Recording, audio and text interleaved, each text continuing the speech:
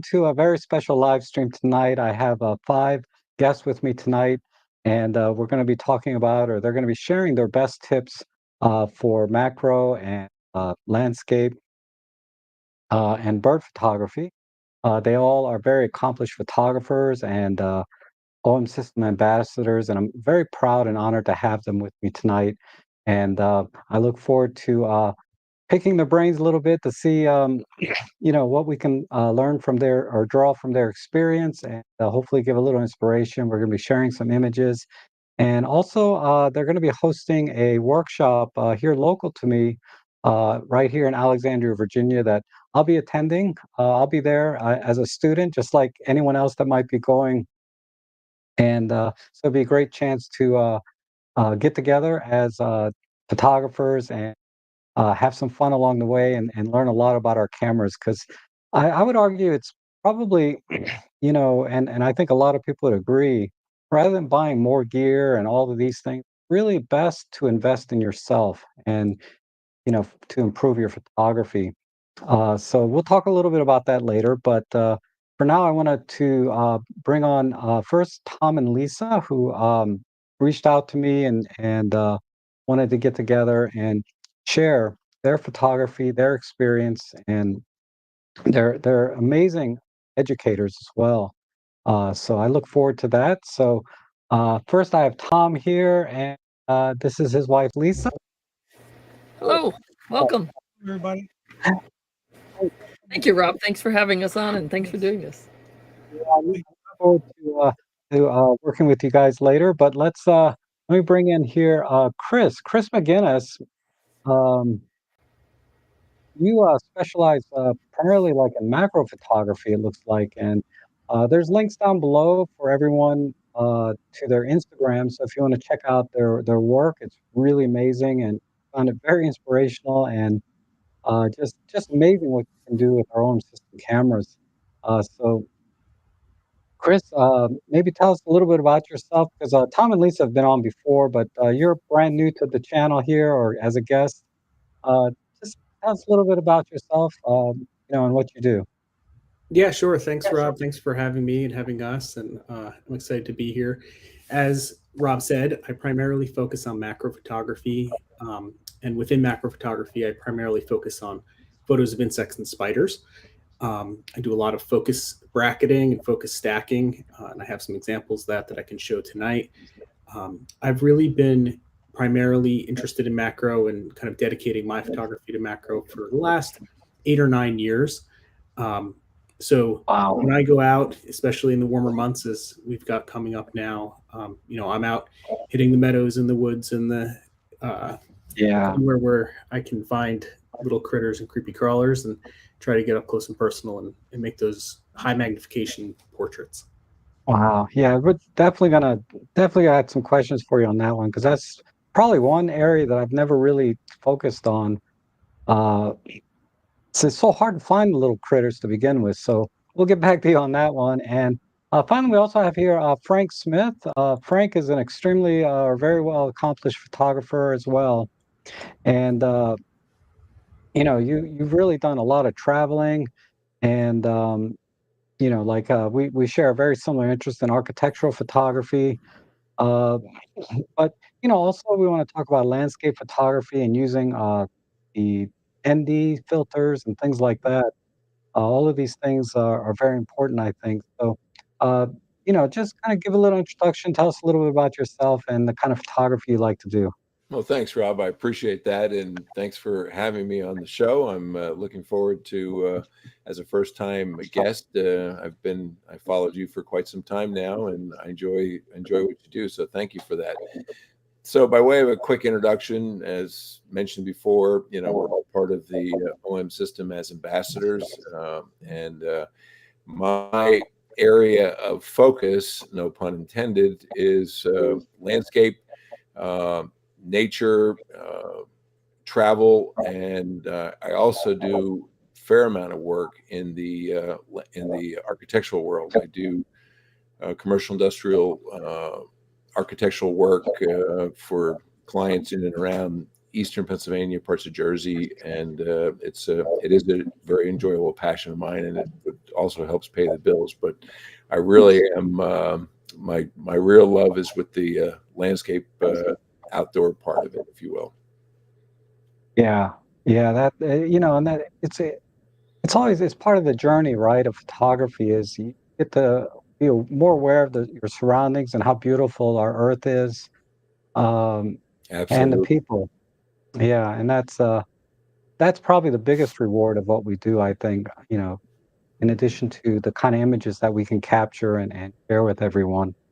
Um, so let me go back to Tom and Lisa. I kind of skipped over a brief introduction, but uh, you know, your work, uh, at least with Tom, Tom and Lisa, I've always been really impressed with because I follow you on Instagram, and your bird photography and also your macro photography as well. But particularly, I like birding, and it's always been really amazing. And I've given advice on the kind of settings that I like to use when I'm doing bird in flight and bird on a stick. And I just want to kind of hear what kind of settings you use and how they might be different from what I've recommended in the past. Because I just experiment and see what works. But you really have put in the years of doing this. I'm just really getting started. So give me an idea of what you say, if there's any difference for you for doing birds on a stick and birds in flight. Well, I think birds on a stick are obviously much easier. In my previous system, I primarily did birds on a stick because for me, the system was too heavy to do birds in flight. So I was so excited when I, switched to this gear, and now I can, handhold this all day long. So it was kind of like this huge, like, oh, wow, I finally get to get these dynamic images. And there is a big difference with a bird on a stick. Your shutter speed can be low, your ISO can be low. You can really wait for it to do something. And, we have the dictating membrane, and you wait for it to, not be there. You wait for it to kind of do a little shimmy shake, or you wait for it to kind of do something interesting. But you're kind of limited to what you can do. With birds in flight, now you get to see all kinds of cool behaviors and really things that I never noticed before, like a tern. It goes down and fishes, and you watch it do that. But then it actually has to swallow the fish head first. So it throws the fish up into the air, and then it has to catch it. And at some of these, 50 frames per second and 25 frames per second, all of a sudden you start noticing this. So for me, my flight photography is all about the shutter speed. I've got to have a fast enough shutter speed. I don't want a blurry picture, so therefore my shutter speed is up. So therefore I don't worry about ISO.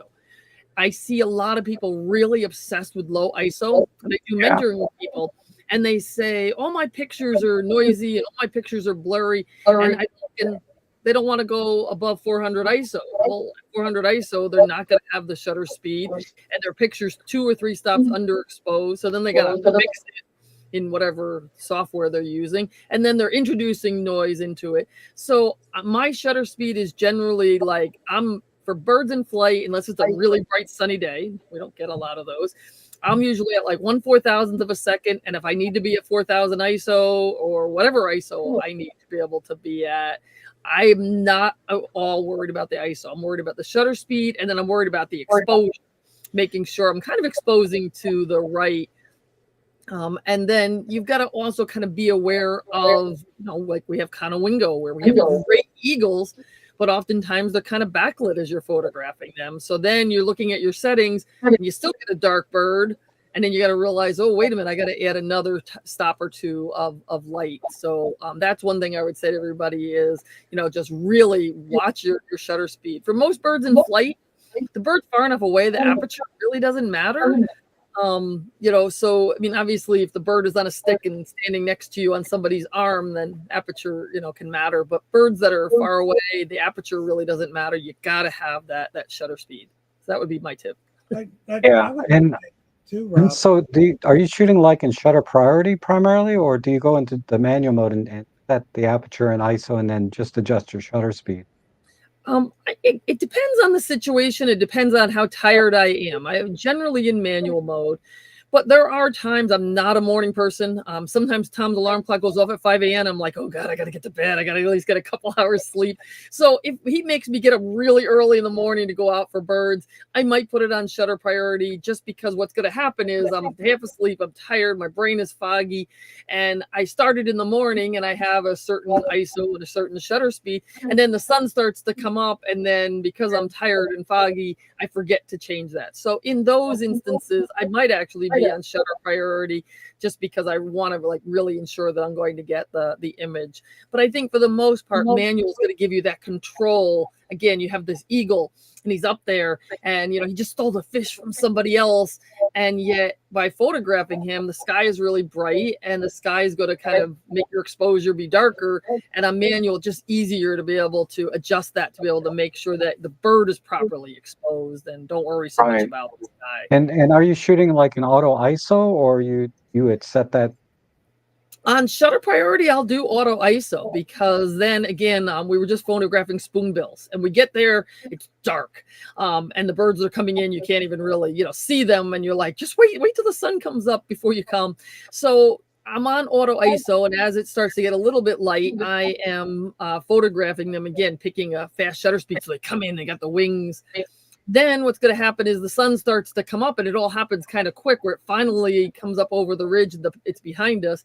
And now all of a sudden the exposure is completely different. I might've been at 6400 ISO, and now I can be at 400 ISO. And again, and I'm so enamored by what's going on that I've got to then make sure I'm present enough to be able to make those changes. So at those times I'll be at shutter priority, auto ISO. Right. If it's something that isn't as fast happening or is more consistent happening, the eagles at Conowingo are very consistent lighting. They're not changing, and the sun is in a really nice, position. It kind of goes this way across. That one's really easy to just be on manual. Then, maybe you have to do, some slight changes as you're kind of going through your day, but it's pretty much whatever you started with is going to be your same shutter speed all day. Okay.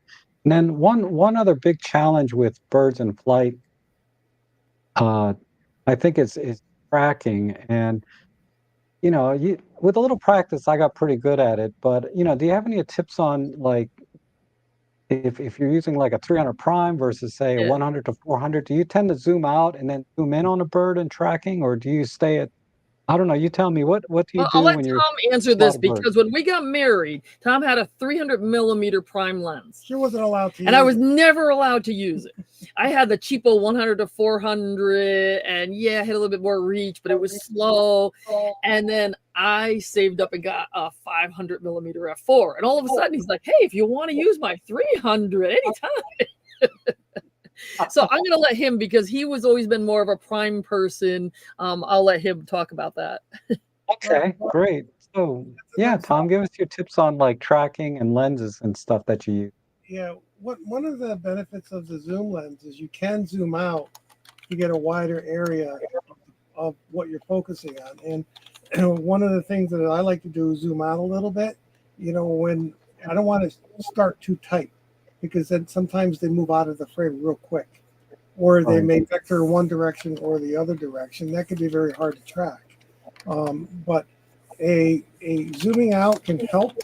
And then when you move in tight, as you follow the bird and you follow the trajectory of the bird, it might be a lot easier to kind of zoom in a little better. But I find that it's zooming in is a lot easier with a prime. I think you're going to have to get used to using how to use a prime. Would be, sometimes you got to turn the hood up. If there's a little knob on the hood, you can use it as a gun sight.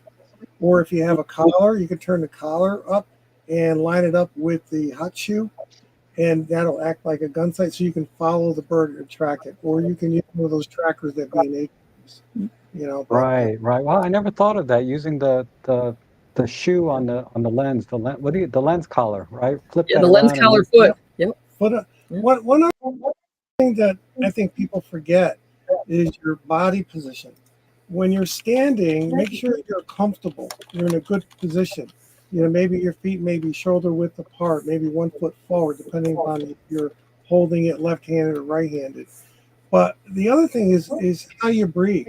If you're tense and you're holding the camera and you're holding your breath, and you catch yourself, you become tight, and you build up that lactic acid in your arms and your shoulders, and you get really, really tight.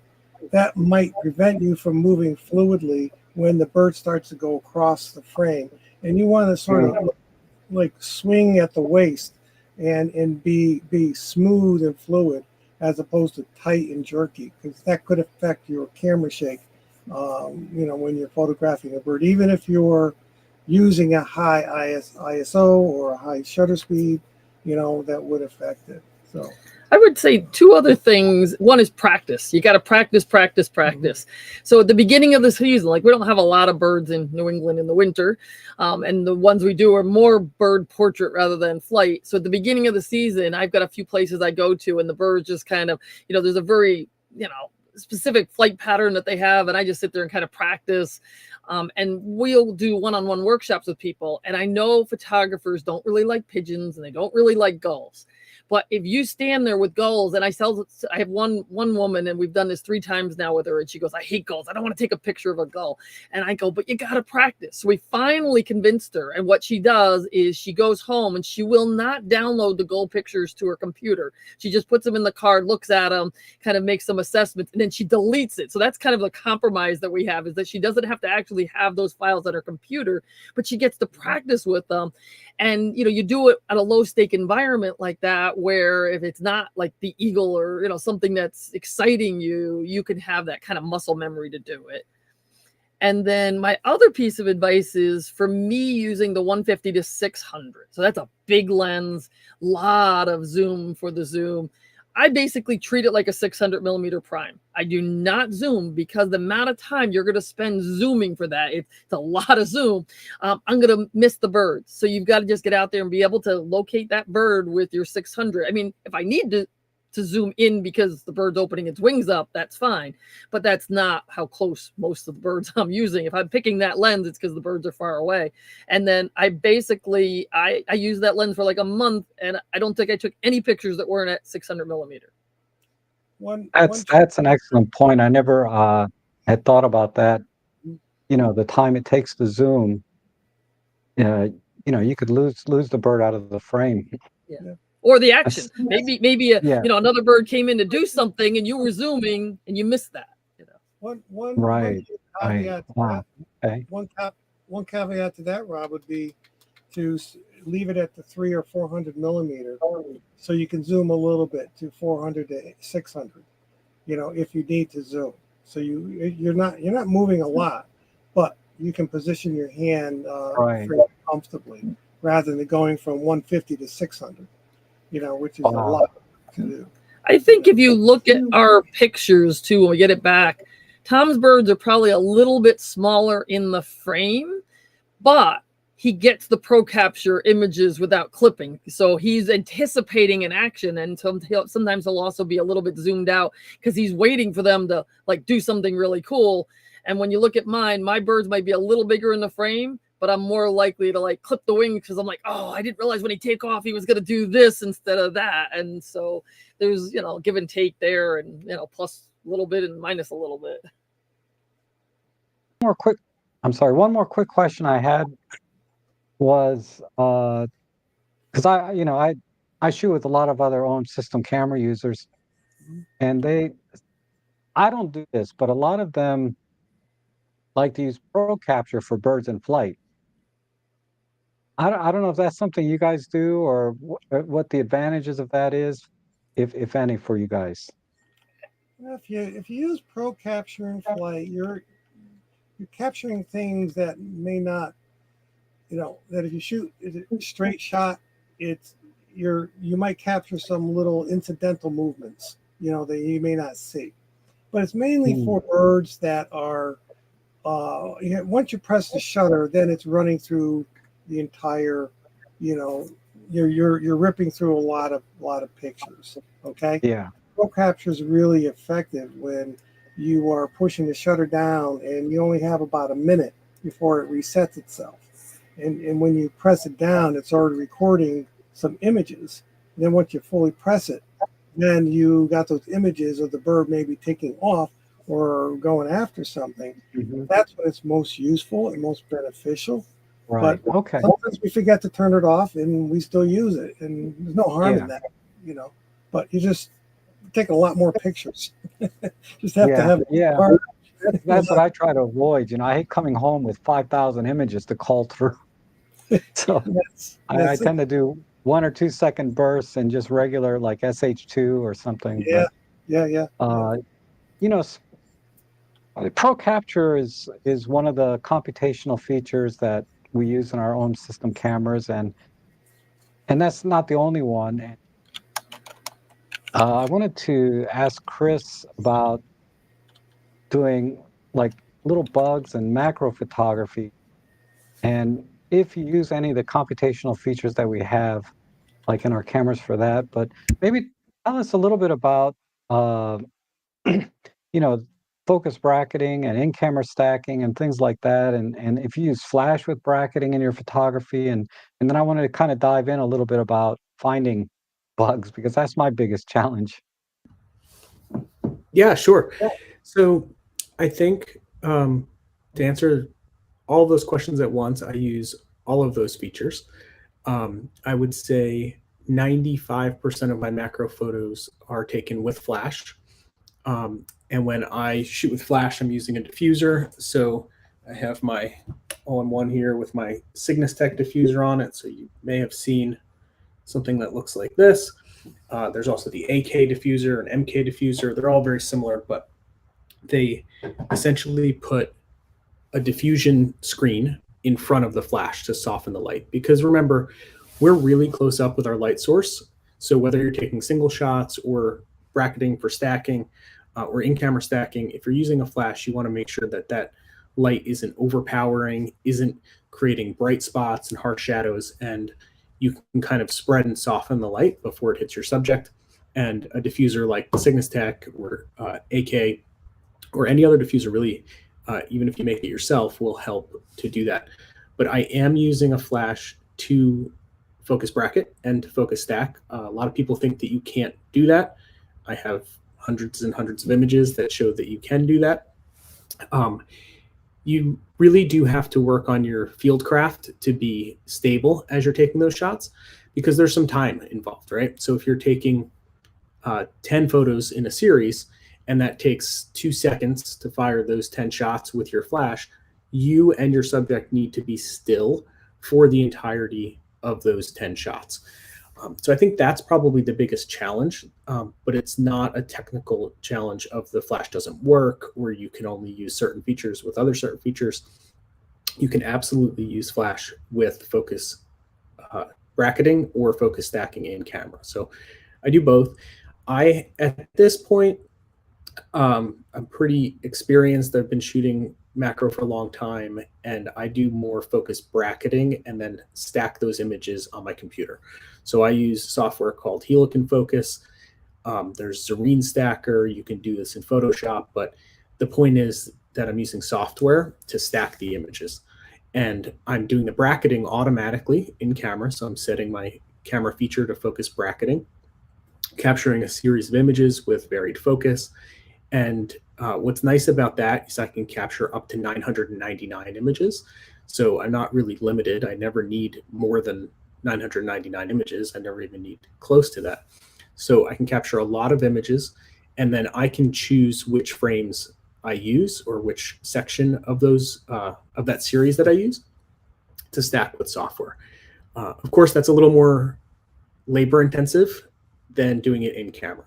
So the alternative, especially if you've never done this before for beginners, or if you have kind of a predictable situation. So with frogs, for instance, I'll use in-camera focus stacking quite a bit.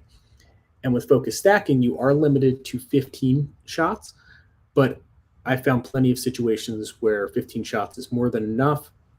It's a predictable result, and nothing beats the convenience of hitting that button one time and then 3 seconds later you have a finished stacked image in camera. I mean, it's pretty incredible. So and actually, let me ask you. Yeah, go ahead, bro. Well, I was going to say, let me ask you a little more technical question. I guess whether you're using the 60 macro or 90 macro lens, and let's say you're shooting something the size of a bee. Yep. Okay. Generally, uh, what aperture do you choose, or shutter speed, things like that? Yeah. So I think when I show my settings or I talk about my settings, sometimes people are a little confused if they're not used to shooting with flash. So shutter speed in particular, I have some sample photos that maybe we can share in a bit, but I'll often shoot at 100th of a second, 80th of a second shutter speed. And people think, well, you're going to get blurry images. That's not fast enough. But when you're using a flash, you can take advantage of those slow shutter speeds, 100th of a second or even slower, and still stop motion because you're using the flash to stop the motion, not just the shutter. So shutter speed, I typically start at 100th of a second. If I'm taking single frame shots with the 60, I'll usually start at about f8. With the 90, you get a little bit less depth of field, so I'll start like f11. For singles, f13 maybe. And then if I'm planning to bracket and stack, I might close or I might open the aperture a bit more, because I know that I can get my depth of field with multiple shots. I don't have to rely just on aperture. So if I was shooting a bracketed series with the 60, I might open aperture all the way to like f4. But with the 90, probably 5.6 or 6.3 or something would be as wide as I tend to go with the 90.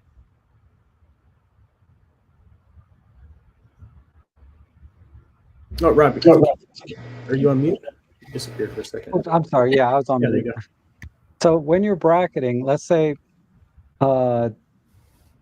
you say you could use up to 999, but I can't imagine you would do that. But do No, you? so I've never run into a case where I needed to do that.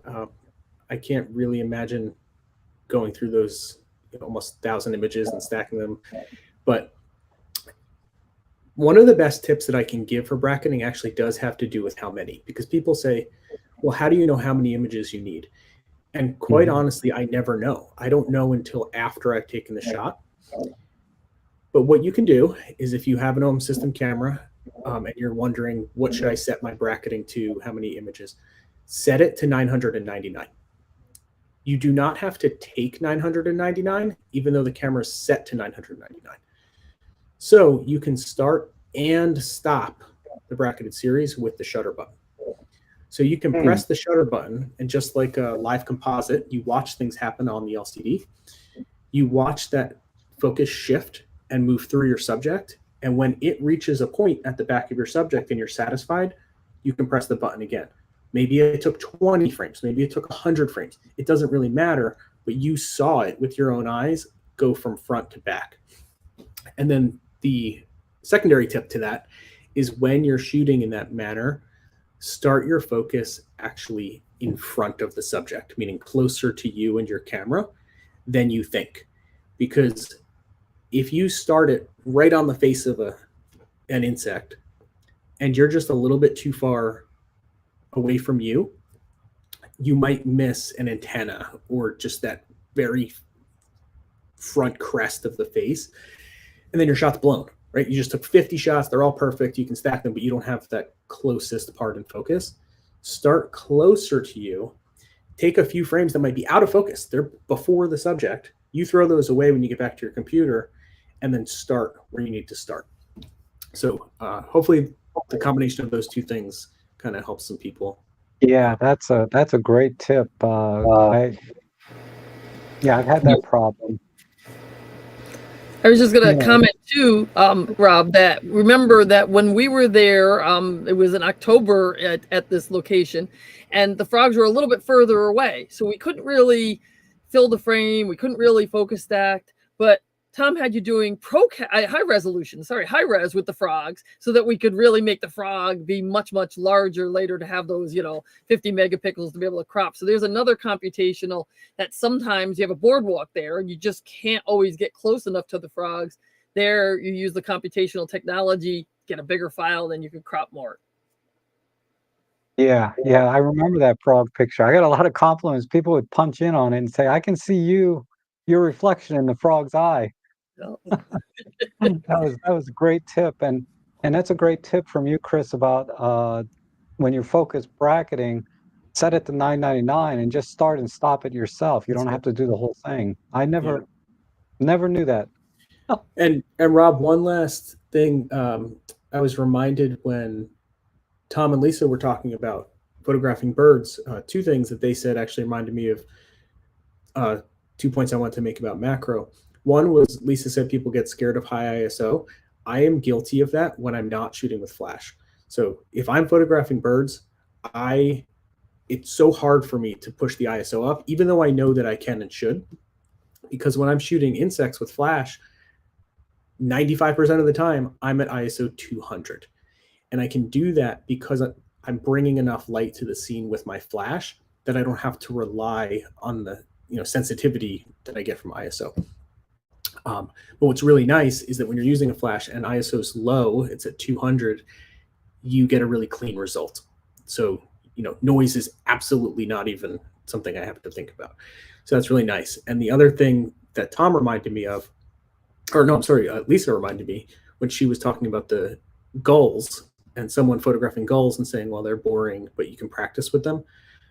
If you have any interest in photographing the type of subjects that I photograph, live insects, live spiders, things that are out in the wild, I can't say enough about practicing with inanimate subjects, with slow moving subjects, inside your house before you go outside your house with acorns or rocks or whatever, right? Like something that's not going to move, because mastering your settings and getting comfortable with the approach and focusing before you try to photograph something that doesn't want to be photographed and could fly away at any time is really, really valuable.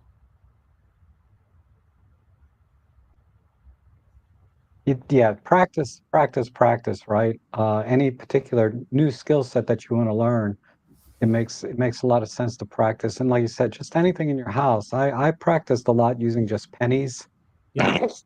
and then seeing how much detail I could extract out of just a penny. And then when I went out, I would try and do flowers that were about the same size, little tiny flowers. No bugs, but definitely some flowers. Well, we're going to convert you, Rob. We're going to get you out in the field and we're going to show you, and you're going to turn into an insect Yeah. photographer. Well, definitely, I'll try that when I go to the workshop. I'll definitely be ready to do some birds or some bugs. Then one last, and I like to get. I'm a very detailed person when it comes to these things.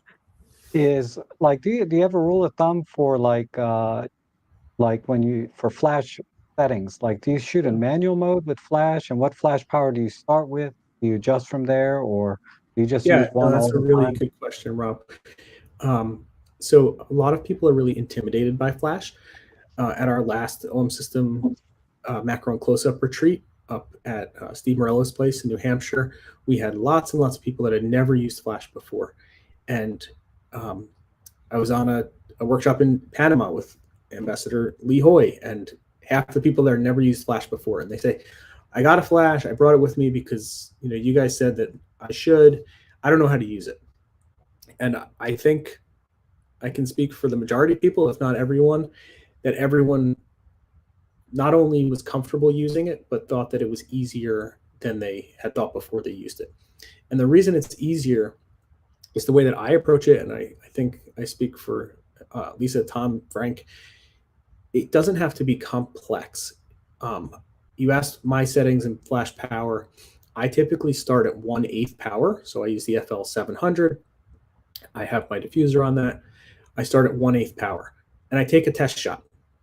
So I'm in the lighting condition. There's a bug on the leaf over there. So I just get kind of close before I take my shot. I take a shot. If it's too bright, I dial the flash power down. If it's too dark, I dial the flash power up. And that's it. You're just lighting the scene. I do like to stay below or at less than half power. I don't like to go to half power or full power for a couple of reasons. If I push it that far, it tends to be too bright, but it also slows the recycle time of the flash. And oftentimes I'm taking series of shots with bracketing or even in camera stacking, and I want that flash to recycle and recover so it can fire very quickly. And the less power you use, the better. So if you're shooting at 1/32nd power, 1/64th, you're going to get really, really fast recycle, and you can fire off a lot of shots in succession. Yeah, that's a good point, especially if you're just doing bracketing and not in-camera stacking. You could do 20, 30 shots with flash. It'll be a lot faster if you're using a lower power because it's able to pull off and recycle instantly at lower powers, basically.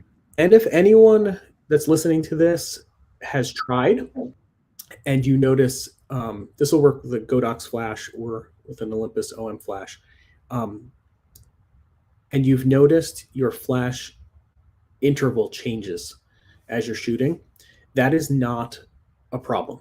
In fact, that is how it's supposed to work. Meaning, you press and hold or you press the shutter button for bracketed series, flash, flash, flash, flash, flash, flash. And you're thinking, what is going on? Why is it taking so long? The camera and flash communicate with one another to guarantee that you don't get blacked out frames, that the flash has had enough time to recycle, and it won't fire until the flash is ready. So you'll notice if your batteries are starting to die in the flash, it will slow down.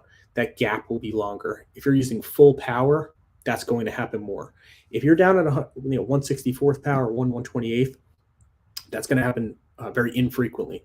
But as the batteries die or you try to use more power, there will be those delays, but those delays are guaranteeing consistent exposure. So it's not a problem. It's actually a feature, feature, not a bug, but it can confuse people. Yeah, absolutely. Yeah, because it can be a little disconcerting when you're used to using it without flash, a particular feature, and then when you add flash into the mix, the the, the camera may behave differently, but that's intentional. Yes, sir. That was by design, I should say. Okay, that's excellent. Let me move over to Frank, because Frank. Whoops, let me see. Frank, how are you? I am well, thank you. You know, you've done a lot of travel, and I've talked. Before the stream, we talked a little bit about the architectural, but I wanted to touch on some of the high-res shot mode and other computational features that are often touted to be used for landscape photography, architectural. I use it a lot myself, but I wanted to get your take on, uh, do you use it often, or when do you use it? Do you have times you wouldn't use it? Things like that when it comes to doing landscape Sure. photography, for example. Well, to answer that question, I use it a lot. So I use many of the computational features, and high res being probably at the top of the list. For me, I don't have some of the challenges like Lisa, Tom, and Chris were talking about, because if I'm shooting, a mountain in the background, I'm not worried about it moving off the scene, if you will. It's going to be pretty stationary, so I'm not as challenged with that type of scenario. And for me, when I'm out in the field, I am probably shooting my landscape shots. Probably, I'm going to say anywhere between 65 and 75% of them are in the handheld high res arena. And for many reasons. One is, I want that increased file size, but what it's doing is it's giving me better noise reduction. It's giving me a higher fidelity in the colors and the imagery from that. And for landscape work, I don't have to tell you, that's really incredible.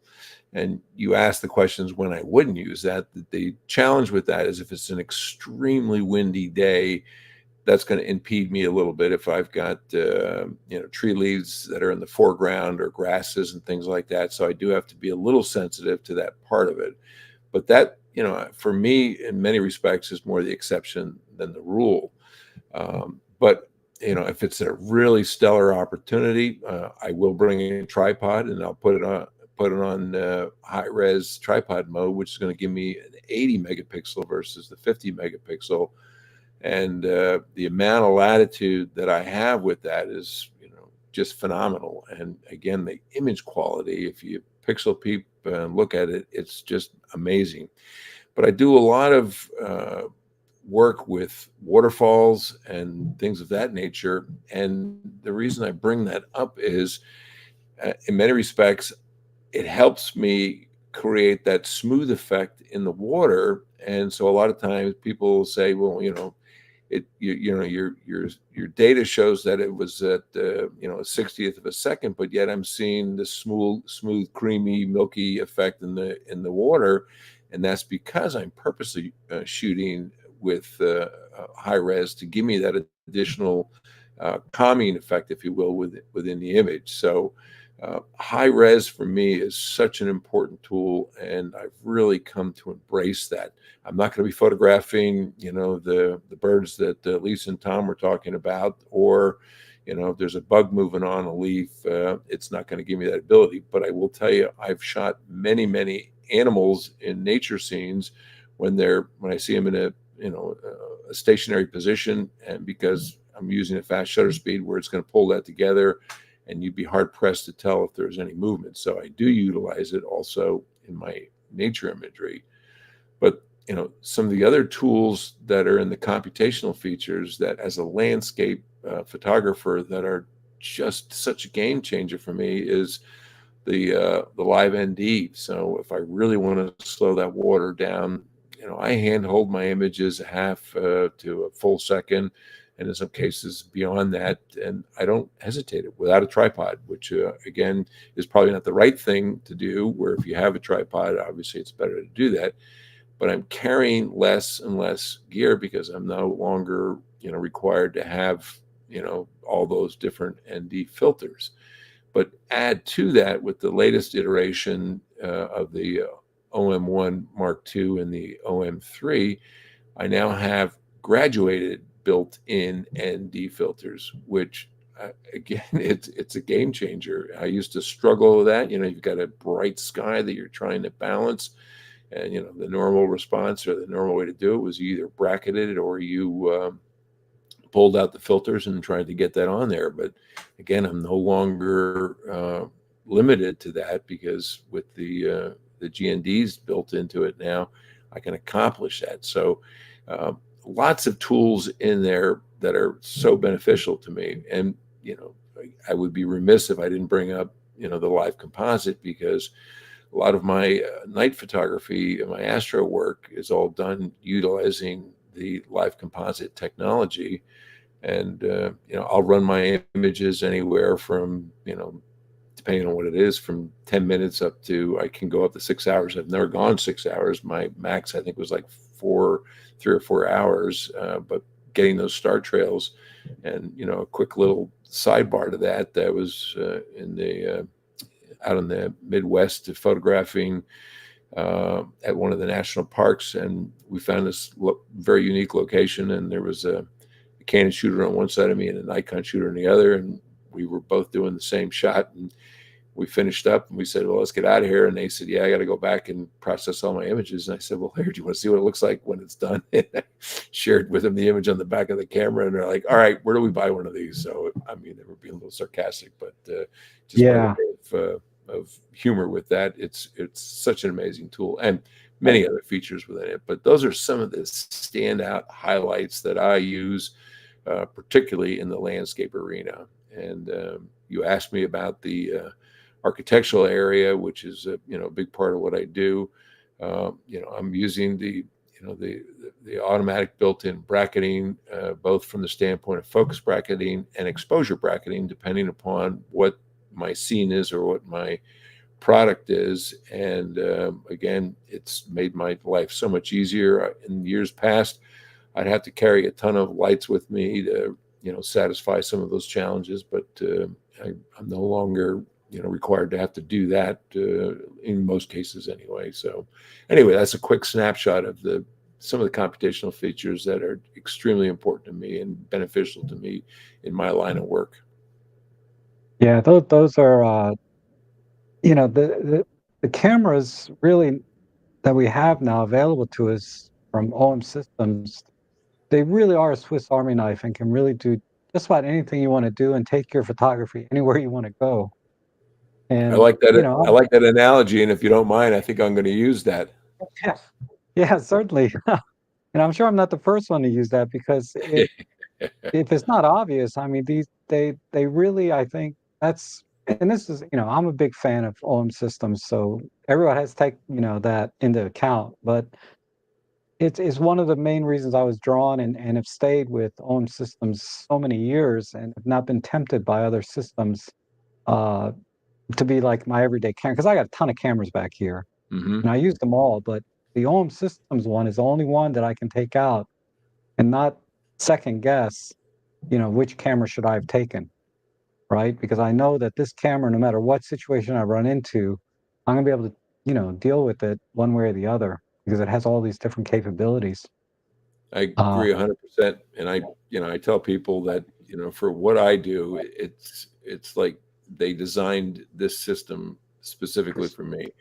Is I have two very important criteria for what I do, particularly since I do so much traveling. Is one is I need an absolute the quality has to be paramount for what I do, and the other part to mhm. it is it needs to be portable. And if it's not going to be portable, it's not going to work for me. So I have no choice with those two being absolute paramount for me.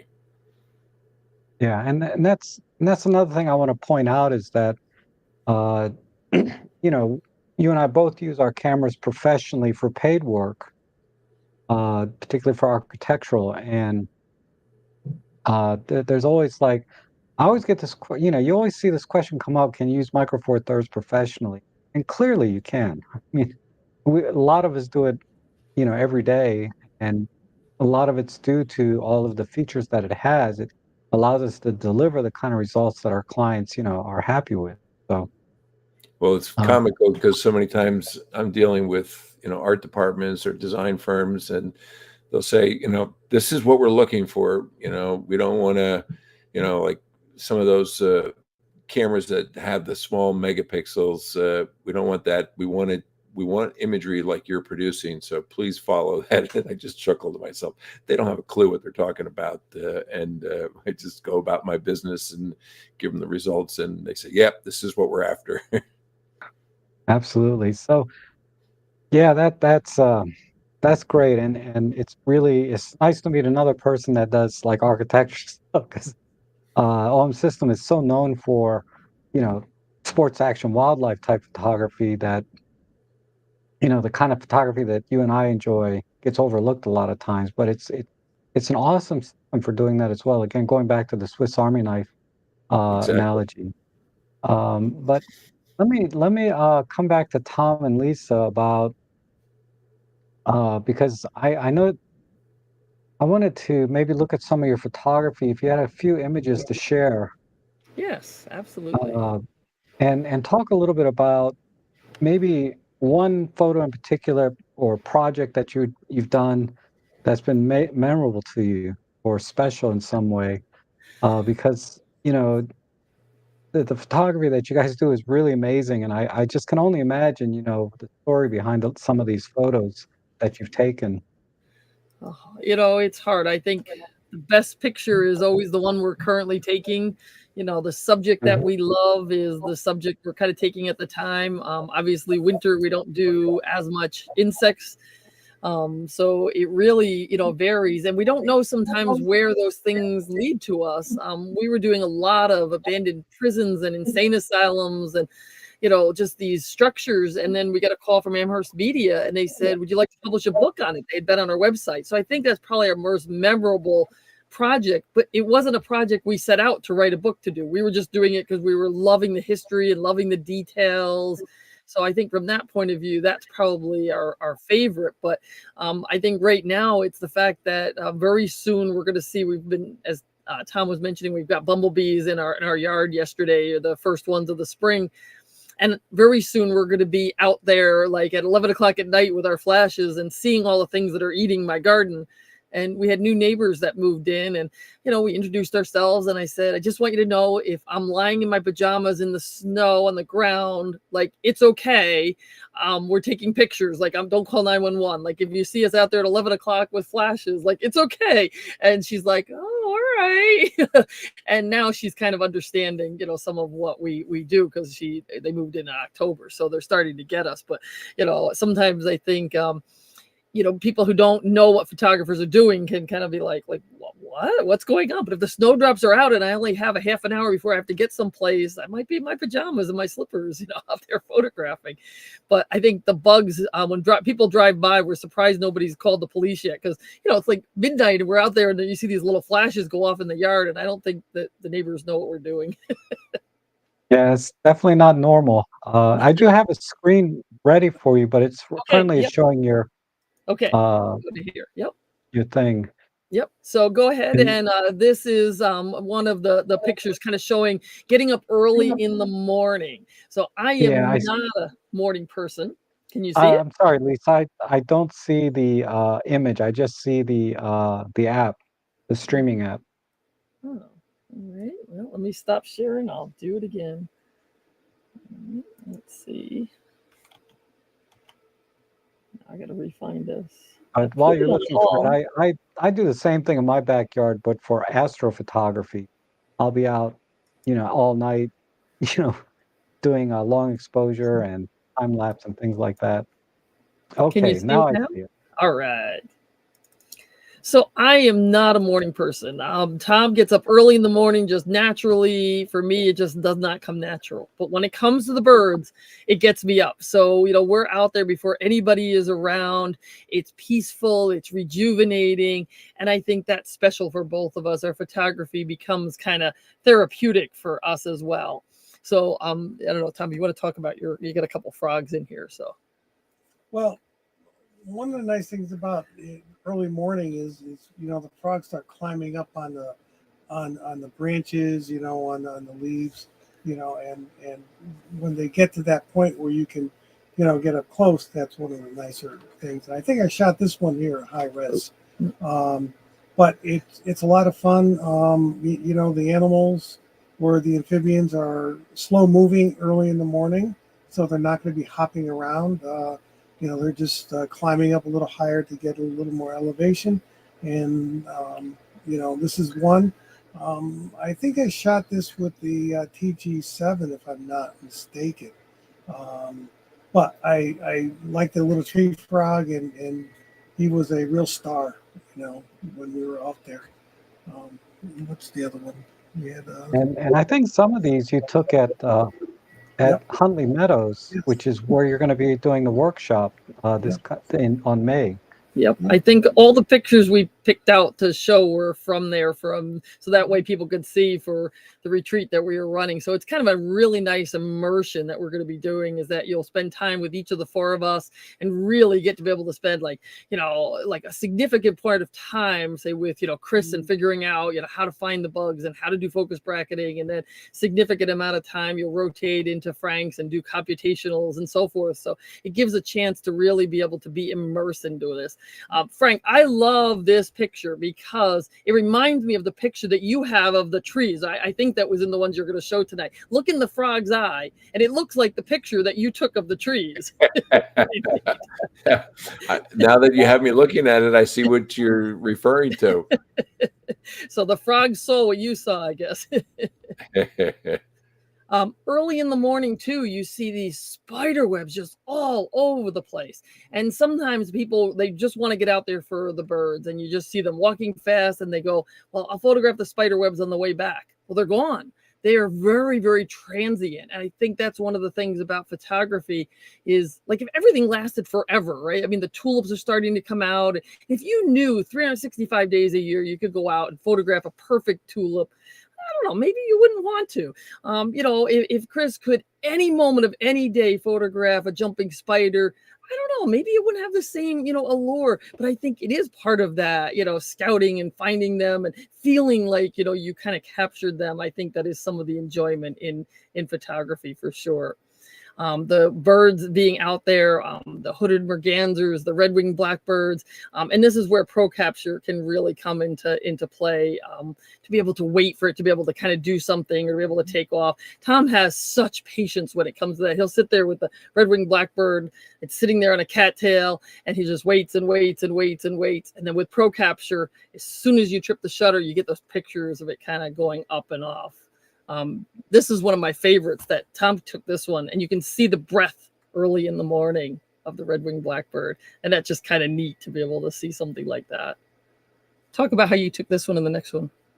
Well, the great blue heron was looking at me kind of funny because I was in a funny position. I was laying down on the boardwalk, and I was using the 150 to 600, I believe, and I had the millimeter set to give me enough space, and I wanted to get low to the water, and I couldn't get in the water, so I literally was inches off the water, laying down and getting my body wet and hoping nobody would trip over me. And but we all did it, and I think when you can lay down, but more importantly, be able to get up without tripping and go back into the water, I think it's really the best angle for bird photography is to get down at their level, and it's much more interesting and it's much more satisfying photograph, in my opinion. I'll say too, if your body can't get down low, and it happens to some of us as you start to get older, you can use that flip out LCD screen. Yeah. I get low for a lot of things without having to lie, perhaps in the mud or in the water. Sometimes I'm just like, and I'm wet for the rest of the day or something. So sometimes I just use that flip out LCD screen, and the image stabilization is fine to be able to do that as well. That's exactly what I did. I used the flip out screen just to get that right angle. And obviously I couldn't look through the viewfinder, but if it wasn't for the flip out, I wouldn't have been able to get the shots. I'll just what's that? I was just going to add that the retreat starting on May 2nd, it's a 3-day event in Huntley Meadows, which is like 15 minutes from my house. This place is very, very reliable. You can go there and you'll always get something. You'll always get at least one amazing shot. And with the 4 of you going to be there, or 5 of you, it's going to be impossible not to get a great shot from the retreat when you're at Huntley Meadows. And with all of the training, like you just talked about, getting down low and shooting at the bird's level. It's something I never even thought about before until just recently. And I saw a marked improvement in the kind of images that I'm capturing, similar to the blue heron that you showed, because normally I'm always standing, and as soon as I got down low and used the flip out screen, I talked about about the flip out screen this morning in my stream. I actually prefer that over the tilt for different reasons, but not video, but for photography.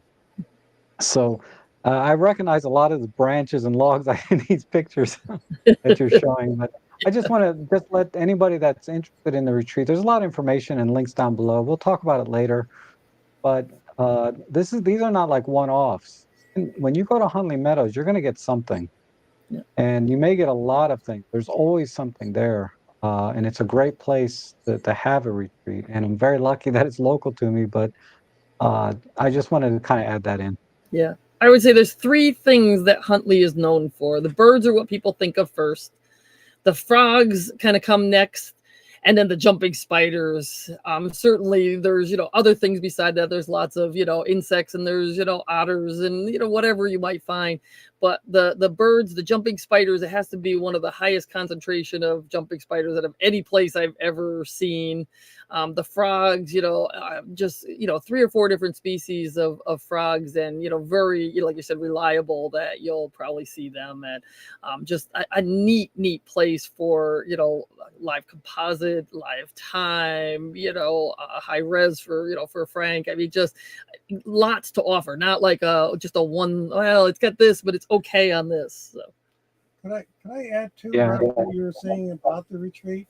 The retreat really is about having a lot of fun and learning from, us ambassadors and from our specialties. And it's going to be an enjoyable experience. You're going to learn, you're going to get reinforced in different areas. And the expectation is you may get some good shots, but you're going to learn how to get better shots. And you might get lucky to get a good shot and real great shots the first time, but that reinforcement is going to give you a good, strong foundation to build upon your photography, so you can use your camera, at will and get what your mind's eye sees. But above all, we're all excellent teachers, but we want to have fun and just enjoy each other's company. I'd like to actually ask Chris a couple of questions, and if you could have a couple images for us, because Lisa just mentioned about the jumping spiders. I've never seen a jumping spider in real life, and I never knew Hunley Meadows was like a paradise for them. I guess there's a bunch of them there. So Well, it kind of leads me you're to, missing out, Rob. yeah, I want to capture one just once, in my life.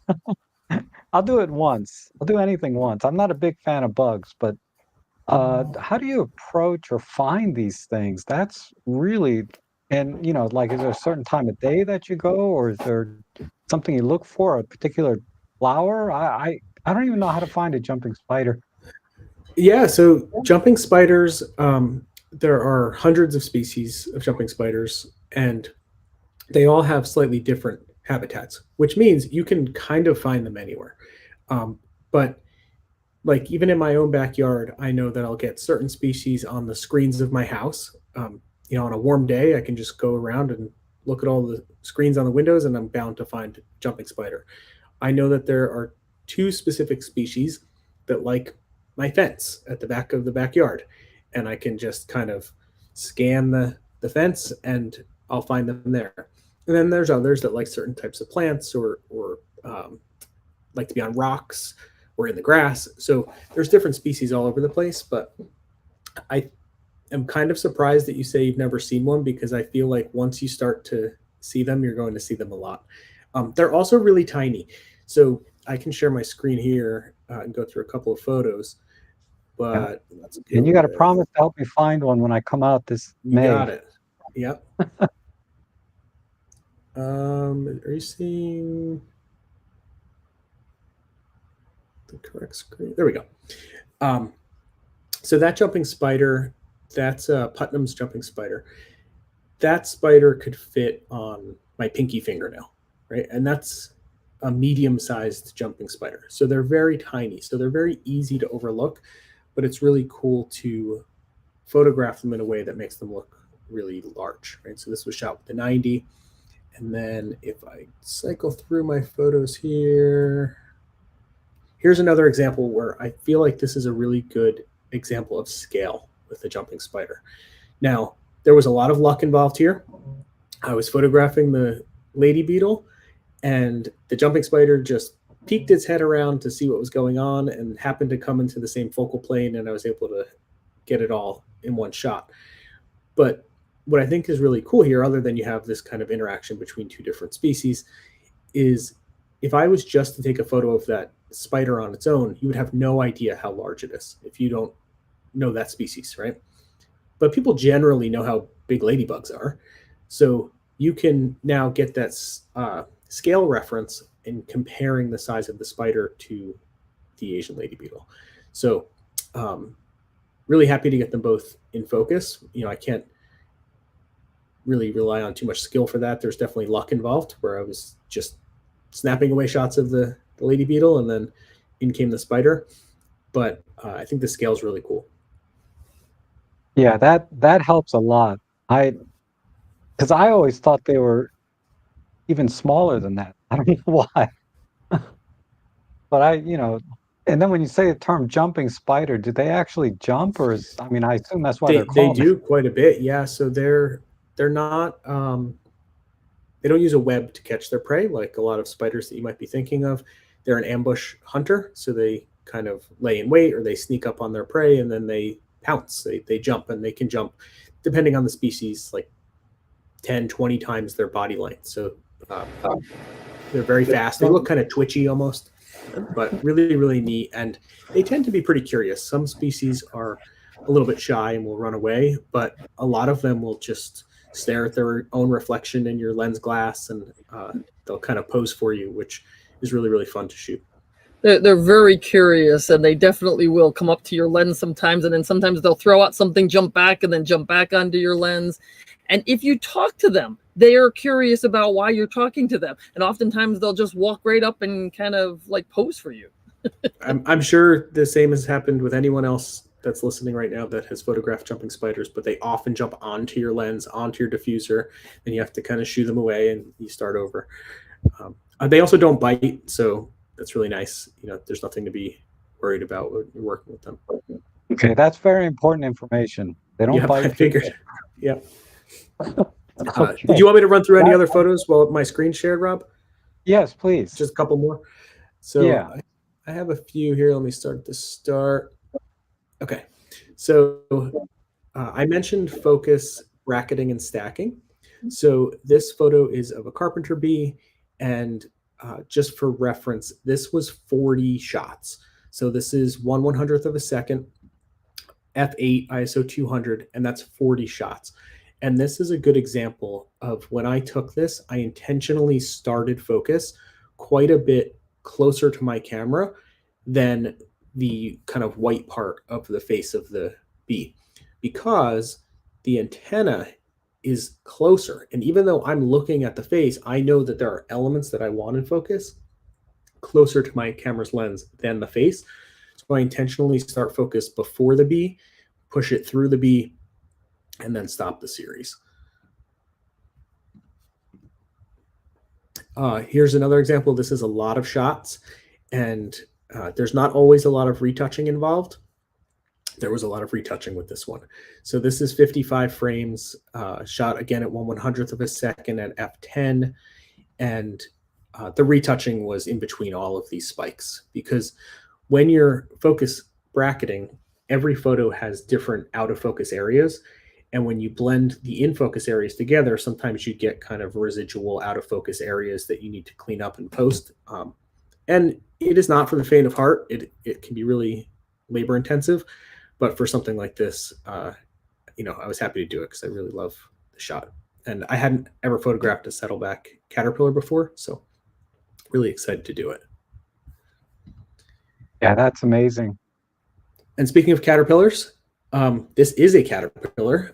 People often think that this is a dandelion, but this is a caterpillar climbing up a blade of grass. So I'm shooting straight down, and I actually photographed this from the side.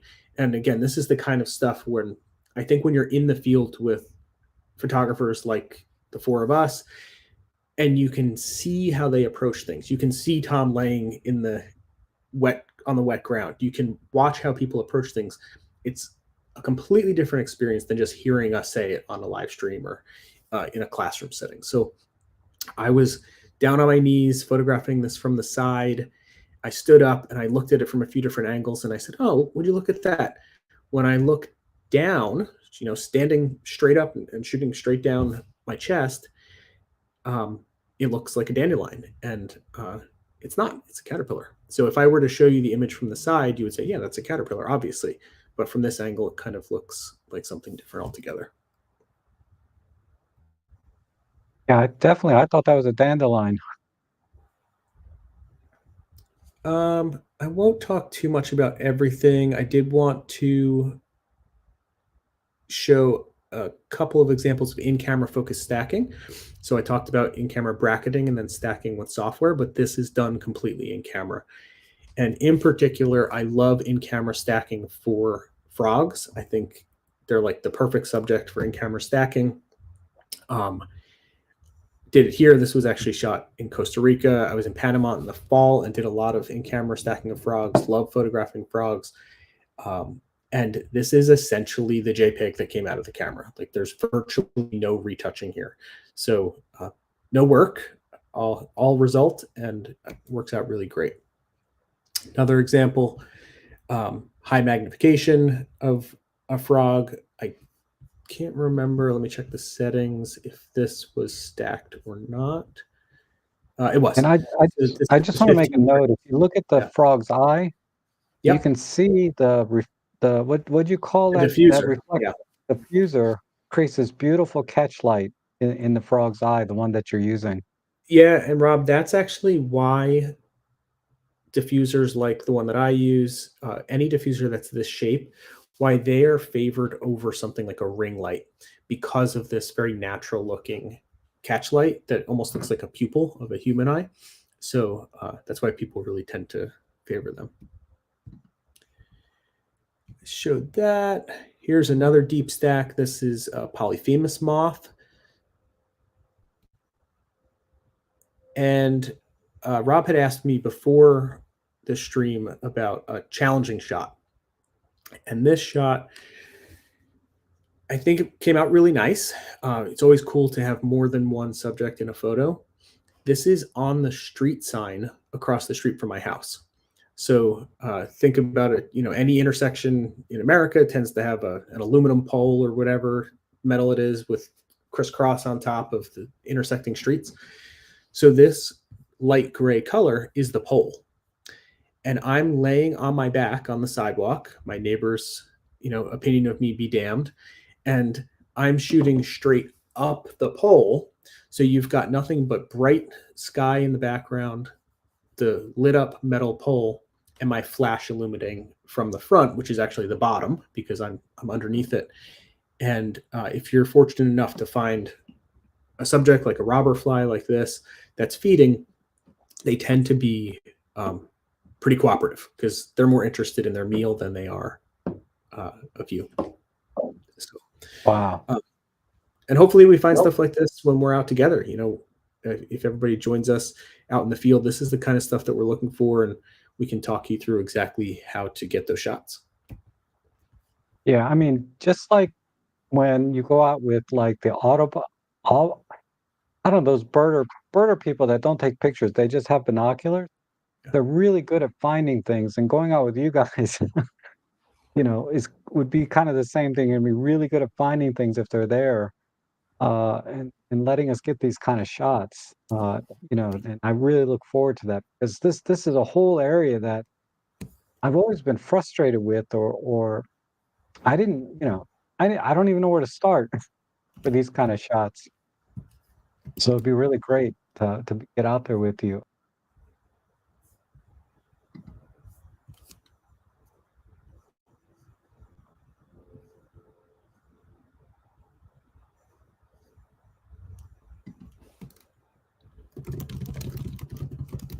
Sorry, I was talking with a muted mic.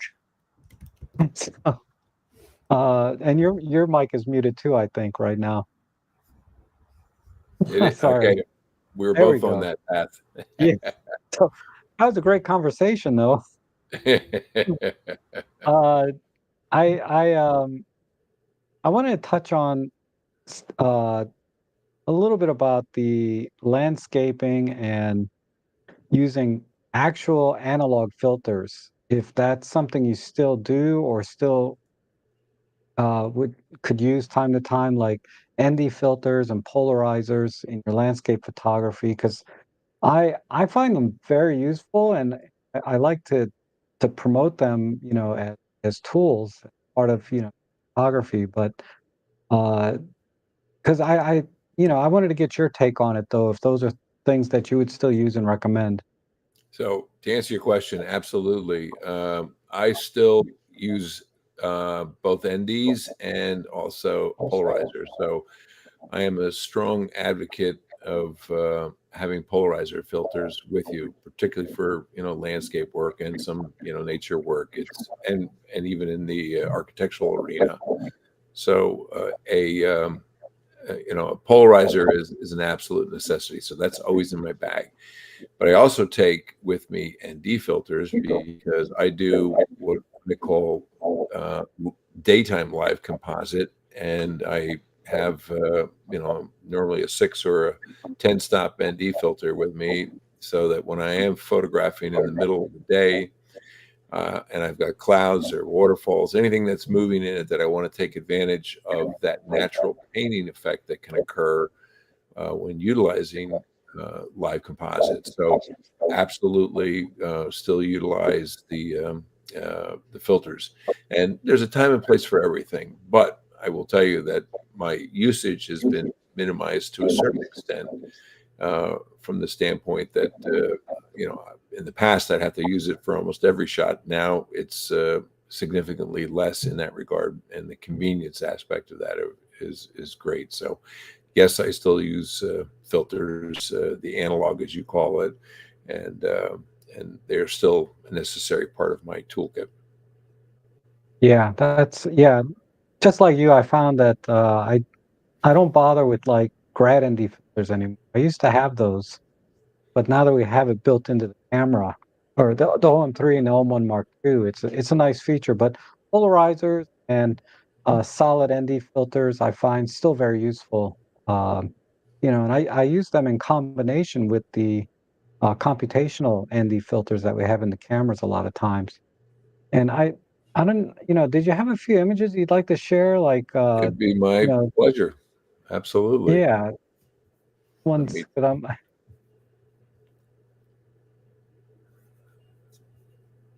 bear with me 1 second here. and I see Chris answered a question about using a Raynox. Uh, that's basically what I use on my 40 to 150 kit lens for macro. Okay, are you seeing my screen? Not yet. All right, let's try again here. Share.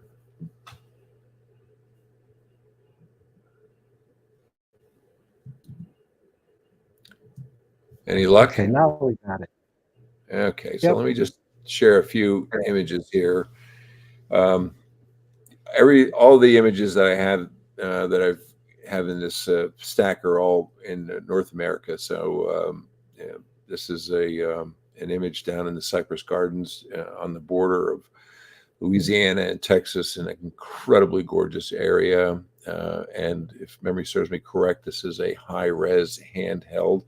I'm actually in either a rowboat or a kayak when I shot this. I don't recall.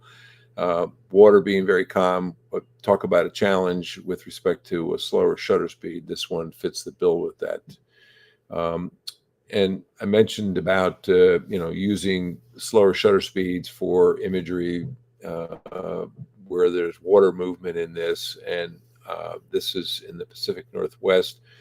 I think in the Hoh Forest is where this one was taken, and I have on this one a built-in 6-stop ND filter in order to capture this image. So again, computational features extremely important to me. And this is an image where I'm an advocate of curiosity. And if you've ever heard of any of my presentations, I always talk about telling people to be curious. And it's amazing the things that you can find. And this was my golden egg, where I was photographing some of the stacks on the Oregon coast.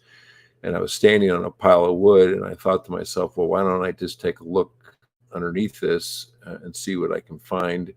And this one utilizes the exposure bracketing, where I was able to capture, of course, the deep shadows and the bright highlights, and incorporate that into a software program to accomplish that. Again, some of the stuff from the Pacific Northwest. Let me also share, unlike Chris, I do a lot of macro photography, but I don't typically use a flash. And for me, I do focus bracketing a lot of my images. This is an example of that. But I usually carry a couple LEDs with me for, imagery like this. And it's, of course, I'm not struggling with a spider that's trying to jump from leaf to leaf. I have the benefit of something staying relatively stationary. And again, this is just some examples of some of my high-res photography. This is an 80 megapixel image, of course, at the Grand Canyon on a tripod in order to get that detail. And you could pixel peep on any corner of this image and see the incredible amount of detail. This is up at Watkins Glen and the Finger Lakes, also high-res, but this is a handheld high-res. And amazing place to see. But what I do is I got up way before the sun came up, hiked up to the top before all the masses came. Staying with that macro theme, I like looking at different vignettes of a leaf or grasses and things like that. And this kind of gives me the illusion of a highway, if you will. But I'm in close on it, and this is all natural light. I actually do probably a majority of the flora stuff without any lighting. But similar to Tom and Lisa, I do enjoy photographing birds, and it's very much a favorite subject of mine. And I think this next image is the one that Lisa was talking about, where it is focus bracketed. I did use an LED light on this, and when I was setting up, I didn't even realize that fly was there. This is using the 90 millimeter, and the bonus was that those two pieces of grass that you see off to the side, and then just bleeding back into the very, very soft background that you see there. Again, high res. This is in one of the local canals near where I live, and I like the fact that I call this the time machine, where you look through that opening there. And another macro, again, using just LEDs, but this is focus bracketed, and I would guess this is probably about a 20 image bracketed shot. And the light you see in the upper right hand corner is actually sunlight coming through, but the light underneath the mushrooms that you see here is utilizing LED. Trying to think of a couple others here that Lisa talked about. I love forest woodland photography, and oftentimes I'll utilize a very, very wide angle, looking at perspectives that are different than what we typically see, and a lot has to do with training our eyes to look at it from different vantage points. Again, this is upstate New York, a beautiful area. I was fortunate to catch some weather that was perfect for scenes like this. But I also, similar to what we were talking about before, where when you're photographing birds and things of that nature, get the lens close to the water. My lens hood is actually in the water on this shot in order for me to accomplish this with those reeds and those beautiful reflections that you see in the foreground. And again, nature a big part of what I do, and if I can catch a grouping of butterflies together, I'm going to do that. This was not with any computational, whereas many of the other images were. And I will stage an image. I found those two acorns next to this mushroom, and of course utilizing the focus bracketing again to give me the image that you see here. So again, just a few tastes of it. I also do a fair amount of long telephoto landscape work, which people don't necessarily think about. I don't remember what the millimeter is on this, but it's probably in that 300 to 400 millimeter range. Of course, this is fall. Whoops. And utilizing high res mode on this also, again, a favorite of mine. So here's that unique perspective, I think, that Lisa was referring to. I had to climb down. I got pretty dirty trying to get down low enough to get this shot, but I wanted the remaining leaves that were on that center tree to be my center point with the beautiful fall colors, and trying to position myself in a way where I could get the sun just peeking through, to create that starburst effect. And again, always looking for those opportunities when there's mist and fog. And this was a very dark sky, but I saw pockets of light, and I prepared myself getting ready to shoot this. And of course, utilizing the high res mode again, just to capture all the fidelity of that. And even though we're leaving this winter we had, and you may not want to look at it, but I also do a fair amount of work with ice formations and so forth. So those are just a handful of the images and how I use some of the computational features. And again, being a strong advocate of being curious and allowing the eye to find things and patterns and shapes and compositions that we don't typically see by just standing straight ahead. Yeah, and those were amazing, as were all of the images from everyone. And this is it's so impressive, and it really shows the breadth of experience that you guys have in photography in general, and developing that eye to see different compositions, to see lighting, to add lighting where you need to add it. in your case, LEDs. But finding these little creatures and then being able to use the bracketing features in the camera, the high-res shot mode, there's everything. These are all of the things that you guys are going to be doing in the workshop, and being able to look over your shoulder and then have you help us, uh, individually with these kinds of challenges and skill sets to get us started to take better pictures and more interesting pictures and do it very easily using just one camera and not a bunch of different things. It's going to be, I think, a really an amazing experience for all that can attend and join with you. Yeah, and Uh, Rob, just to add on to what you're saying about being with us and having us look over clients' shoulders and vice versa, anyone that does attend the retreat, I just wanted to kind of give a little insight into the structure. Each of us is kind of representing a specific area of nature photography. So I macro, Frank landscape, right? And we will break the full group of attendees into smaller groups, and each of those smaller groups will spend a few hours with each of us kind of deep diving into that specialty. But you'll have opportunities to shoot in between sessions, to ask questions of everyone all the time, but there won't be a situation of like we're all walking through the woods together and I say, oh hey, let's do some macro now, and then Frank says, oh, we're going to shoot some landscape now. It's pretty structured, but there is plenty of additional time built in to kind of explore and experiment and work together.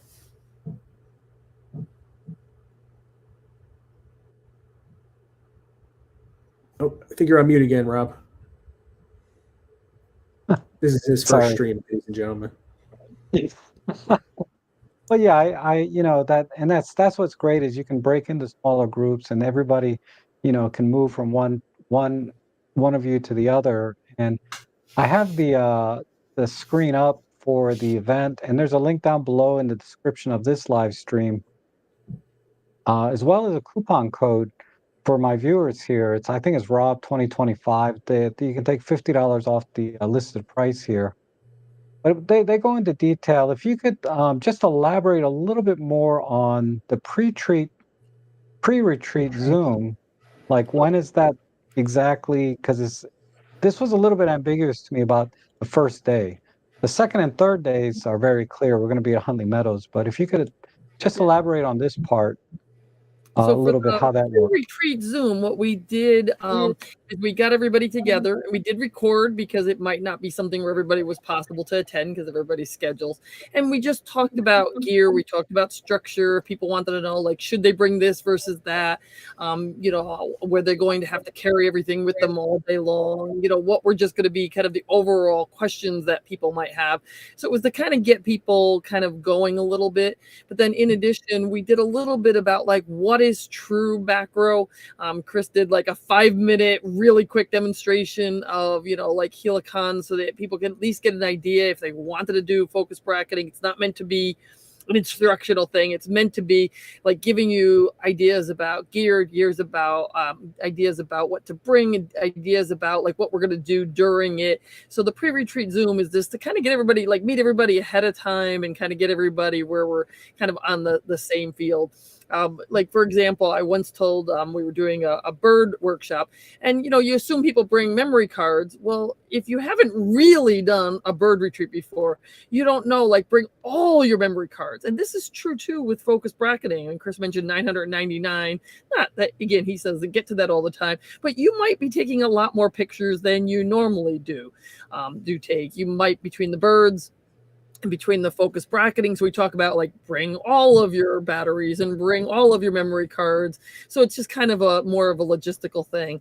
Then what we've done is we've broken it up into different sessions. So as Chris mentioned, you might be in my session for Friday, and then on Saturday morning you'll be with Frank, and then Saturday afternoon with Chris, and then Sunday. So you're going to rotate through in a small group.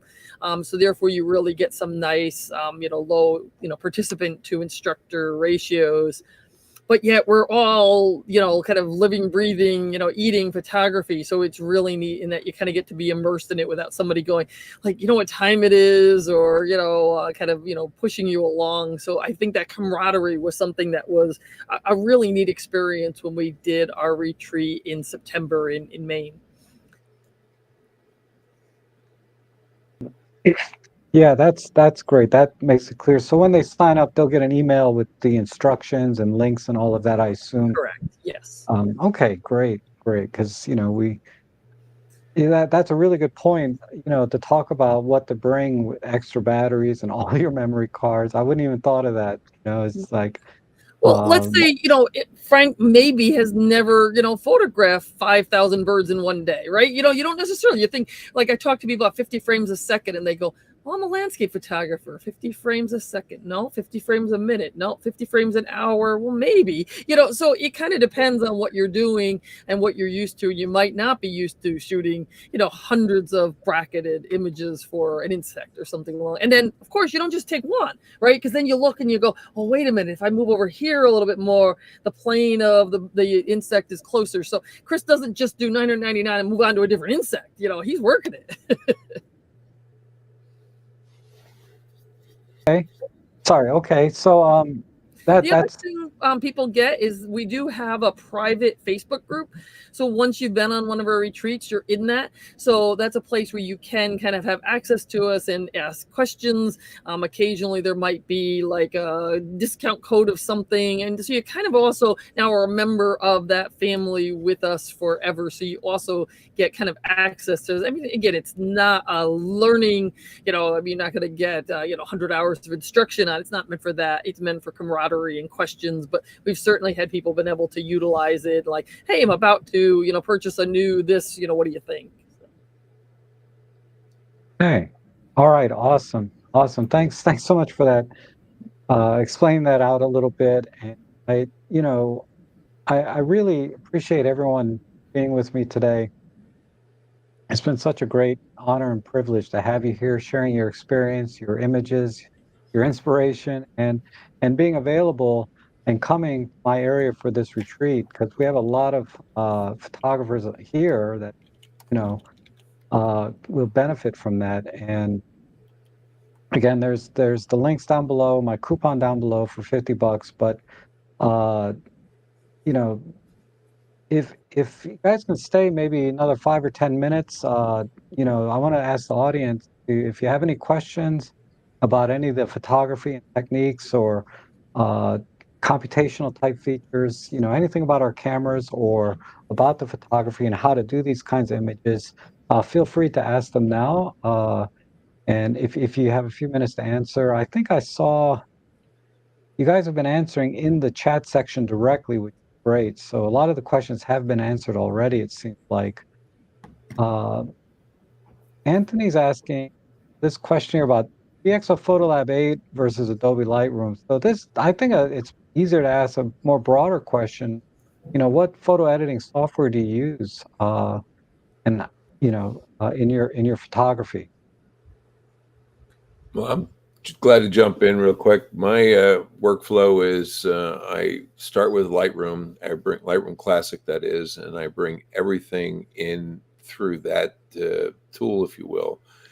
And for noise reduction, because the question was about DxO, I use DxO Raw, Pure Raw, which is a tool, but I also use the built-in Lightroom periodically too, and sometimes Topaz. So there's three choices that I allow myself on the noise reduction, and I'm glad, as of whatever I think it was yesterday, that they now have the support for the OM3, where a few days ago they didn't, and now that's available in DxO Raw. So I'm very glad for that, because that is probably the one I use the majority, and I think Lisa and Tom are also users of that product. But any event, once I'm finished with whatever my work I'm doing within the Lightroom, and I'm a huge user of the masking options that we now have within Lightroom.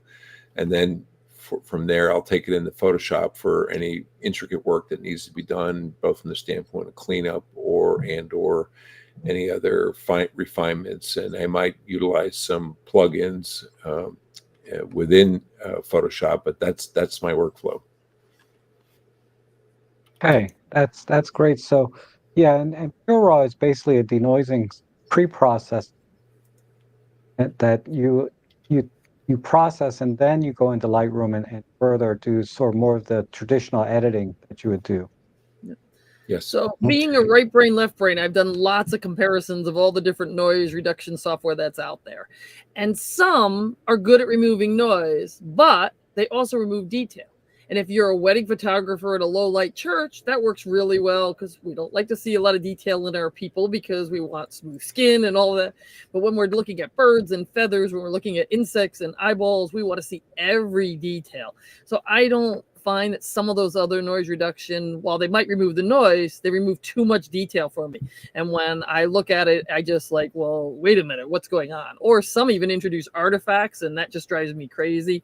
So DxO Pura is by far, in all the comparisons I've done, like far, far superior to the other ones that are out there. And then, as you said, it's kind of a pre-workflow. So it gives you a DNG file, which means that then you can go into Lightroom, Photoshop, whatever your editor is, and you can do your editing in there. Or sometimes you introduce noise while you're doing the post-processing. Let's say, again, that eagle, and I didn't properly expose it enough because the sky was so bright. During post-processing, I might have introduced some noise. Well, I can hit in Lightroom, I'm in the develop module and you're just kind of done, or Photoshop, you're in Adobe Camera Raw, you hit done, and I can still bring it in and it keeps all of the edits and it'll still give me a DNG with those files. So you can kind of do it either direction and it gives you really wonderful, wonderful results. Yeah, and I would concur that I found DxO to give the best results is the bottom line. Okay, so yeah, I mean, you can still use Lightroom, just pre-process with Pure Raw. In my case, I use Photolab, which has the Pure Raw built into it as my main editor and denoiser. But okay, good. And then Chris, I wanted to maybe you could address this question. David Crooks gave one of the moderators in the chat gave the link to the AK diffuser. But I have a little broader question about it. I've seen it, and it looks like it's something you have to assemble or do something. But if you could explain a little bit about how you ordered this, because it looks like you need to tell them what lens. I don't know. Chris, I think you're muted. Yeah. There's no audio there.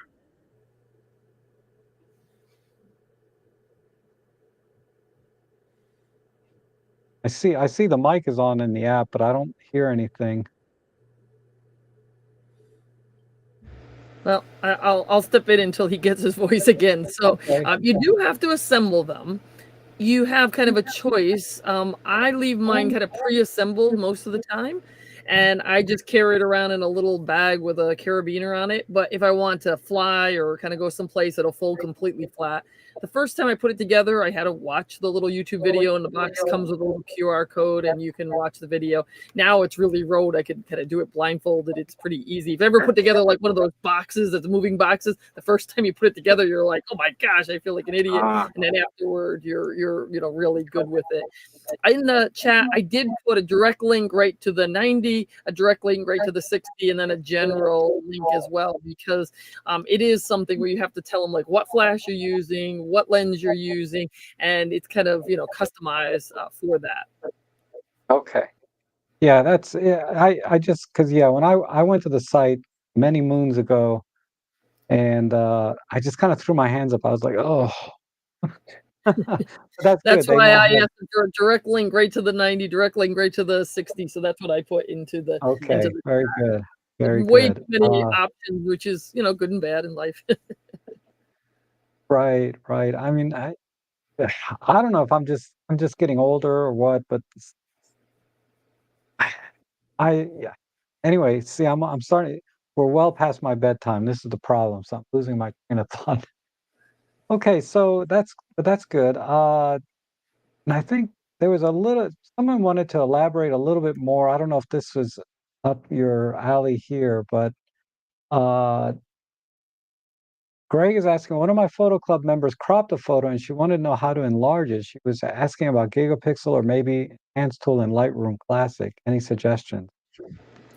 Well, I guess the question is how much crop. So I mentor a lot of people, and sometimes they have bought an OM camera and they now have a 100 to 400, so they have 800 millimeter, and they're taking a picture and the bird is so far away. And then they're cropping the bejeebers out of it, and then they go, oh, like it really doesn't look sharp, it doesn't look good, or maybe they're then saying, oh, the system's not good, or the system's noisy.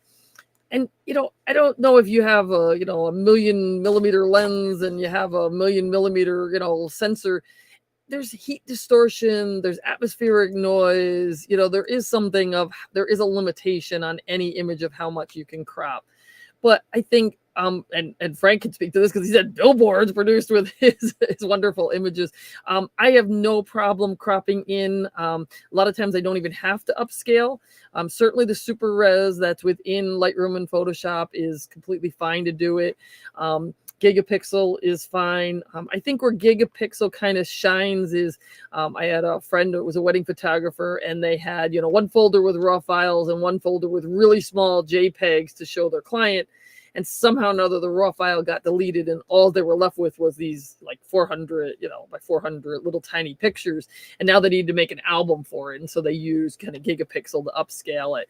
So I guess the question is, how much cropping do you need to do? And then what's the final verdict?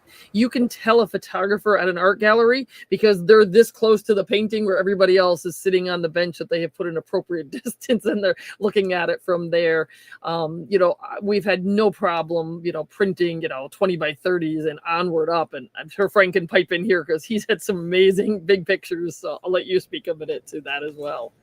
Well, and I think the challenge is that the software continues to evolve every year. So what I would have said 2 years ago versus 4 years ago versus 8 years ago is they're all completely different answers. And so it's a matter of keeping up with what is best at the time. And I think for those enlargements, in years past, I would do most of it through Photoshop, but the Gigapixel seems to get some of the best ratings. I have used it to make some pretty significant enlargements, but in years past, I've used a couple other, plugins, but that seems to be kind of an industry standard right now, from that standpoint. Okay, great. So Gigapixel it is. And most of these guys' softwares, you can do a free trial and download those and then experiment with yourself and compare Lightroom and Gigapixel and any other software that might be available. I don't use it myself much or at all, but because I found, the 20 megapixels, I rarely, if I can't get it like all my pixels on a subject, if I can't fill the frame, I don't bother taking the picture a lot of times. Okay, so Chris, did your audio come back? Let's do an audio check. Can you hear me? Yes, I can hear you. Oh, there we go. I don't know what happened before.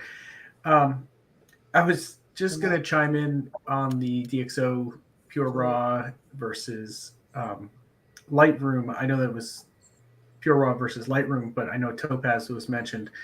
And I would agree with Lisa, and I think that most people that have done the tests say, yeah, when you're editing the noise out of a raw image, DxO Pure Raw is where it's at. That's going to win. But I actually use Topaz Denoise. You can use Photo AI, but just the Denoise piece of software at the end. So since I'm really not dealing with much noise, I'll use Denoise to take away that little bit of noise and smooth it out and to bring a little bit of sharpness at the end of the process. And but at that point, I'm not trying to manipulate and get a raw image. I'm editing an already processed image. So I think it can be used in that sense in workflow as well. Yeah, I've heard people do that. They call it polishing Yeah, at the end. exactly. Yep. Yeah. And there was one more question for you, Chris, from Roger, Sure. and we'll make this the last one for the evening. Okay. When you set your focus point for stack, how do you set the focus point in front of your subject? What Mhm. focus mode are you using? Yeah, very good question. So I can answer in a few ways, but essentially it doesn't matter which focus mode you're using. The easiest way to get your focus exactly where you want it is focus in whatever manner you're utilizing. If you're using continuous AF, or you're using single point AF, or using manual focus, just get it generally on the front of your subject. And it's helpful if you're using back button focus, because then you won't override it with your shutter button. But set that focus generally on the front, and then physically move backward in space. So if I was focusing on my subject and I was here, I'm literally just going to back up. And that's a dramatic example, right? So like I'm backing up 2 inches. You're going to back up 2 millimeters in most cases. But that's going to physically move your focus point back toward you. And you're going to see your subject go slightly out of focus, because now focus is in front of your subject rather than on your subject. And it's important to use that technique of actually physically moving, because autofocus is made to lock onto something, and you actually want to lock onto nothing, right? You want to lock onto something that's invisible in front of your subject, and your autofocus isn't really designed to do that. So if you just physically back up a tiny bit, then you will have focus in the right place. Interesting. Because when I think about focus bracketing, I don't use it much, so correct me here. Mhm. When I go into focus bracketing mode on my OM camera, Mhm. I thought we were forced into CAF, No, or okay. no, you're not. So we could be in SAF. You focus on the nose or eyes of this bug, then you back up a couple millimeters, and then fully Correct. press the button to You start the got it. sequence.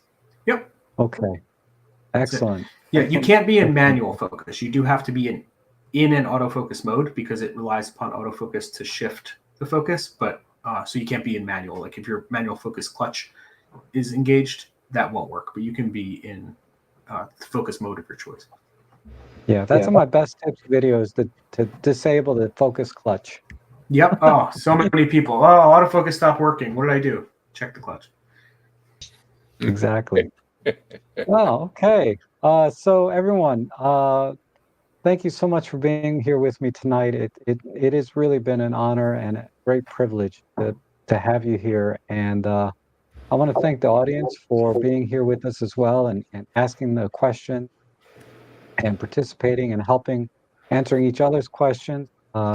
I'm always very proud of my viewers here, and we have a great community. And I'm glad that I could share all of you and get all of you to know them, and vice versa. So definitely check out their Instagram below for a lot of inspirational photos and photography, to give you some ideas to get out there and try your own, all these different computational features. And if you have the opportunity, if you're in the area or not, you can travel here. It's definitely worth the time to invest in yourself and attend this retreat. It's all of the feedback I've heard from the other retreats that these people have hosted has been awesome, and it'll be the best money you ever spent in your photography, I think. So look for that. Links down below for that, and we'll call it. So any last words for our audience? We'll start with, well, since you're up, Chris, you can go ahead. No, I just want to say thanks to you, Rob. I mean, you said it wonderfully. There's nothing really to add other than I hope some of the people that are watching this tonight not only learned something and enjoyed the time on this stream, but also join us out in the field at one of the upcoming retreats. Well said. Well said, Chris. Rob, I think you're muted. Oops, I was going to say, Frank, any last words for us?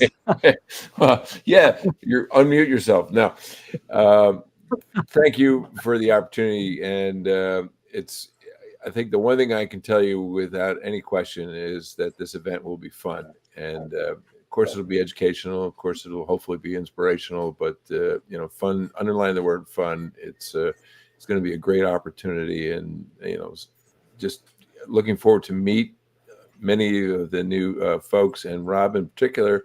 I'm looking forward to meeting you in person also. So thank you for the opportunity. Oops, I'm sorry. Thank you, Frank, so much. And Tom, Well, any last word you want to share about the event or to our audience? yeah, thank you everybody for showing up, and know a few of you and some I don't, but thank you and glad to see your names up there. Rob, thank you very much for having us and letting us explore our adventure to Huntley Meadows, and people coming. We'll have a really, like Frank said and Chris said, we're gonna have a we're gonna have a blast and be a lot of camaraderie, and we're gonna learn a lot from each other. Thank you, Tom. Thank you. And Lisa, we'll give I you the think last word. I think my three fellow ambassadors have said it all well. It is really a unique experience to be with people that are using this system and understand the system through and through. Our reactions from our retreat in September were just stellar, and people were going, I don't know how I would go on another non-OM retreat, because you get us, we answer those questions and get you to really shorten that learning curve and then have fun. So thank you, Rob, also for having us. Thank you. Oh, it's my pleasure. So, okay, everyone. Thanks, everyone, and you have a great evening. And I hope to see all of you at the retreat. I'm looking forward to it, and we'll see you again soon. Bye. Bye now. Bye bye.